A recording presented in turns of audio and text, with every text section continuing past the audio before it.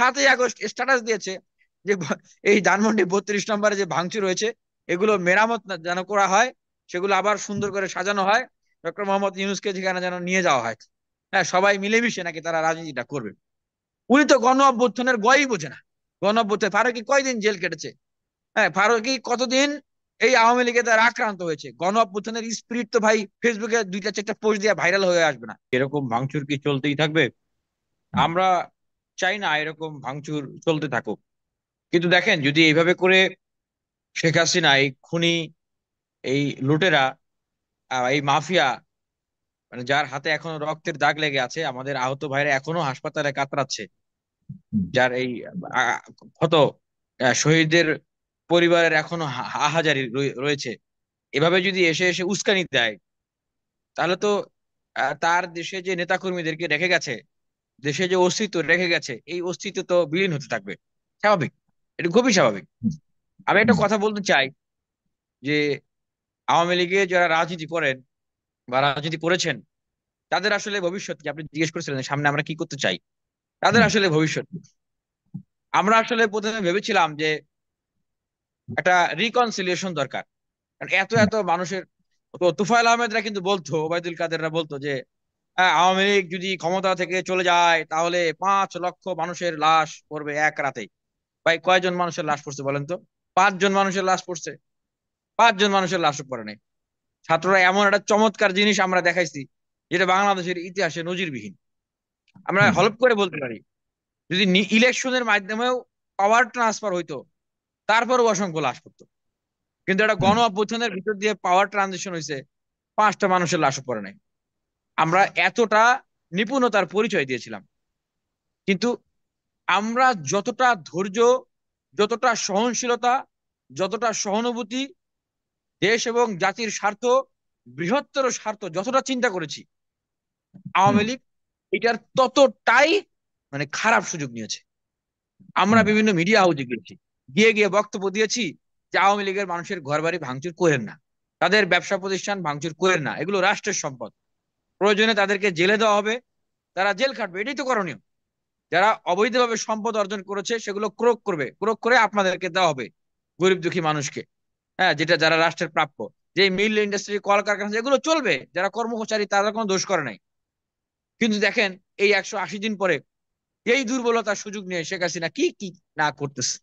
বলতেছে যে যারা গণ অভ্যুত্থান ঘটিয়েছে, আমরা যারা আন্দোলন করেছি আমরা নাকি কিশোর গ্যাং, আমরা যারা নেতৃত্ব দিয়েছি আমরা নাকি রাষ্ট্রদ্রোহী, আবু সাইদ নাকি সন্ত্রাসী। এবং এই যে শহীদ ইয়ামিন, যে কিভাবে তাকে এপিসি গাড়ি থেকে পুলিশ ফেলে দিল, তার ফলাফল কি আসলো? যে পুলিশরা খালাস, শহীদ ইয়ামিন নাকি সন্ত্রাসী। তার মানে আওয়ামী লীগ ভারত থেকে যে কথাগুলো বলতেছে, দেশের ভিতরে কিন্তু তার চেয়ে ভিতরে ভিতরে আরো অনেক বেশি কাজ করতেছে।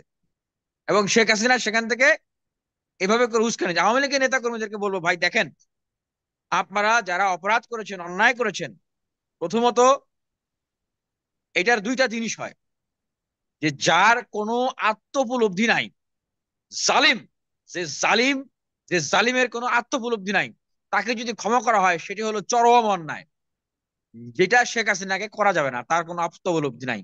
এবং শেখ হাসিনার মতো আওয়ামী লীগের যে নেতা নেত্রীরা, যাদের কোনো আত্মোপলব্ধি নাই, তাদেরকে ক্ষমা করা হলে সেটা হবে অন্যায়। আর আমি মনে করি যাদের আত্মোপলব্ধি আছে, যারা মানুষের কাছে মাপ চাবে, ক্ষমা চাবে, অন্যায় করেছে, অপরাধ করেছে, সেগুলোর জন্য তারা স্বেচ্ছায় সেগুলো স্বীকার করবে, তারা বিচারের কাঠগড়ায় যাবে, মানুষের কাছে দুর্নীতি করে, হ্যাঁ, অনিয়ম করে যে পয়সা পাতি দিয়ে ধন সম্পদ উপার্জন করেছে সেগুলো প্রকাশ করবে, সেগুলো রাষ্ট্রীয় কোষাগারে দিয়ে দিবে। এবং যে অন্যায় অপকর্ম তাকে সাথে নিয়ে করা হয়েছে, সেগুলো রাত সাক্ষী হবে। আমি মনে করি তারা ক্ষমা পেতে পারে। এখন সাগর ভাই, আপনি আমাকে বলেন তো, বাংলাদেশে আওয়ামী লীগের এই এরকম কয়জন নেতা আপনি পাইছেন? কয়জন নেতা পাইছেন? আমি তো একজন নেতাও দেখি না। একটা নেতাও আওয়ামী লীগের এরকম আমি খুঁজে পাই না, যাদের আত্মোপলব্ধি হয়েছে।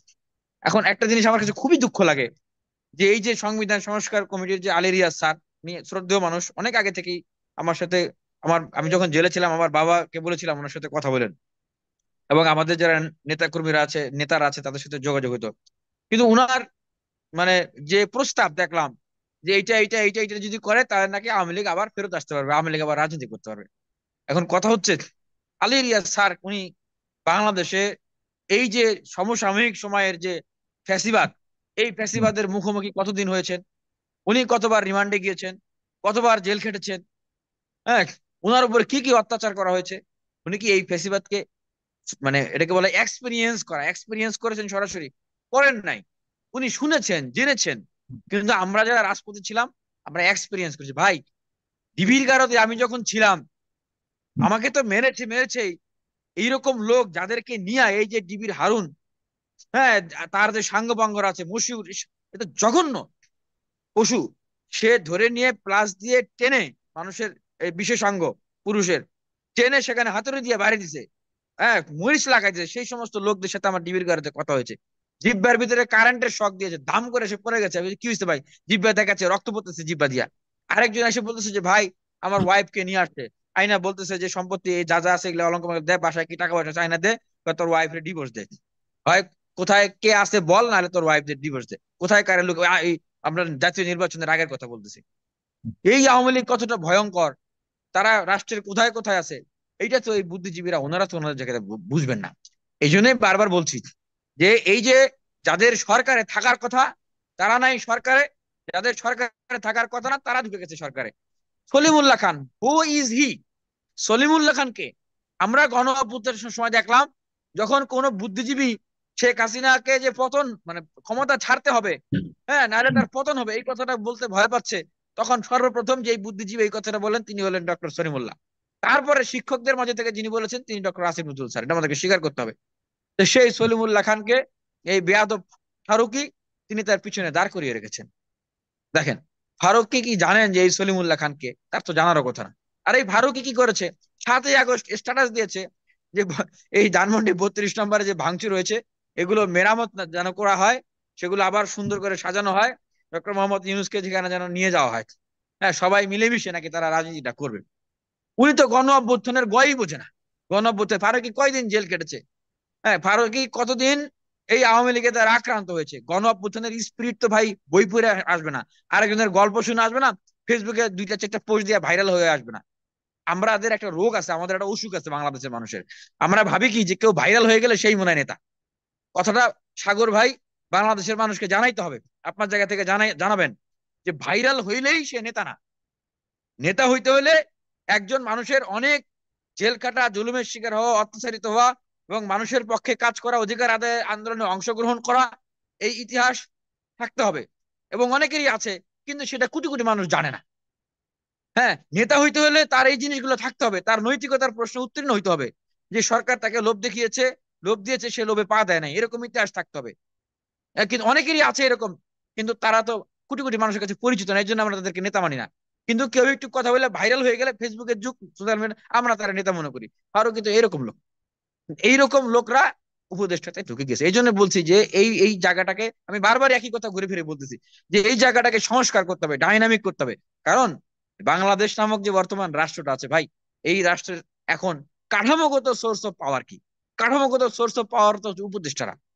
তো সেইখানে যদি এই ধরনের লোক ঢুকে যায় তাহলে কিভাবে ঢুকলো? এটা প্রশ্ন, সেই প্রশ্ন না? তো সেইখানে যদি এই ধরনের লোকরা থাকে, তাহলে তো এরকম ধানমন্ডি 32, 33, 34, 35 এরকম আবার হবে। এই জন্য ছাত্র জনতাকে সাবধান, সতর্কতা থাকতে হবে। আর আপনি বললেন যে সামনে আমাদের আসলে পরিকল্পনা কি? কাদের সিদ্দিকীর উনার একটা আপনি পয়েন্ট তুলে নিয়ে এসেছেন যে উনি বক্তব্য দিয়েছে যে এটা ঠিক হয় নাই। দেখেন, মুক্তিযুদ্ধের পরে আকামা মোজাম্মেল সে ধর্ষণ করেছে, মুক্তিযোদ্ধা। অসংখ্য মুক্তিযোদ্ধা আছেন যারা কি করেছে, তাদের সনদ জালিয়াতি করেছে, চুরি করেছে, মানে চোর। অসংখ্য মুক্তিযোদ্ধা আছে যারা দুর্নীতি করেছে, অপরাধ করেছে। অসংখ্য মুক্তিযোদ্ধা আছে যারা পরবর্তীতে বিপদগামী হয়েছে। আমি মনে করি যে জীবনের শেষ প্রান্তে এসে কাদের সিদ্দিকী একজন বিপদগামী মুক্তিযোদ্ধা হয়েছেন। এটা তরুণ প্রজন্মের প্রতিনিধিত্ব করে আমি দায়িত্ব নিয়ে এই কথাটা বলছি। আমি আবারও বলতেছি যে বাকি যারা আছেন তারা এরকম বিপদগামী হবে না, তাহলে কিন্তু আপনাদের পরিণতি কিন্তু ভয়াবহ হবে। আর আওয়ামী লীগের নেতাদের বলবো যে যেই নেত্রী আপনাদেরকে রেখে পালিয়ে গিয়েছে রে ভাই, যেই নেত্রী পালিয়ে গেছে সেইখানে সুখে শান্তিতে আছে। হ্যাঁ, $17 বিলিয়ন বাংলাদেশ থেকে নিয়ে গেছে। এর বাইরে তো আরো একটা পরিসংখ্যান বললাম, তার কি কষ্ট আছে? কষ্ট তো আছেন আপনি। হ্যাঁ, উনি ওইখান থেকে উস্কানি দিচ্ছে, আপনি রাস্তায় নামতেছেন, ধরা তো পড়বেন আপনি, মার তো খাবেন আপনি, জেল তো খাবেন, জেল তো খাবেন আপনি। 2 দিন পরে তো কিছুই খুঁজে পাবেন না। তাদেরকে বলবো বোকার মতো এই শেখ হাসিনার কথায় বাংলাদেশে লাভ জাপ পারবেন না, মানুষের কাছে ক্ষমা চান। ভালো হয়ে যান। আর যাদের আত্মোপলব্ধি নাই তাদের তো কোনো ক্ষমা নাই, তারা খালি রাজপথে নামুক না, হরতাল করবে, অবরোধ করবে, কর্মসূচি করবে। এই যে বুকে হাত দিয়ে বলতেছি, বিনিয়ামিন মোল্লা বলতেছি, হ্যাঁ, একজন নির্যাতিত রিমান্ডে থাকা লোক, একজন জেল খাটা সলিটারি কনফাইনমেন্টে থাকা লোক বলতেছি, দিল্লি না ঢাকা, যেই স্লোগান দিয়ে আমার জন্ম, আমাদের রাজনীতির জন্ম, সেই জায়গা থেকে বলতেছি রাজপথে নামেন না দেখি। হ্যাঁ, ঘাড়ে কল্লা থাকা পর্যন্ত আপনাদের বিরুদ্ধে লড়াই চলবে। দিল্লির দাসত্ব করবেন, বাংলাদেশে বসে গোলামি করবেন, সেই রাজনীতি বাংলাদেশে হবে না। আমরা এই জন্য বারবার ইন্টারিম গভর্নমেন্টকে আহ্বান জানাচ্ছি যে মানুষ, এই যে দেখেন আপনি যে ব্যক্তিদের বক্তব্য নিয়েছেন, হ্যাঁ, মন্তব্য নিয়েছেন, তারা কি বলেছে? তারা কিন্তু উপদেষ্টাদের প্রতি ফেড আপ বলেছে না ভাই?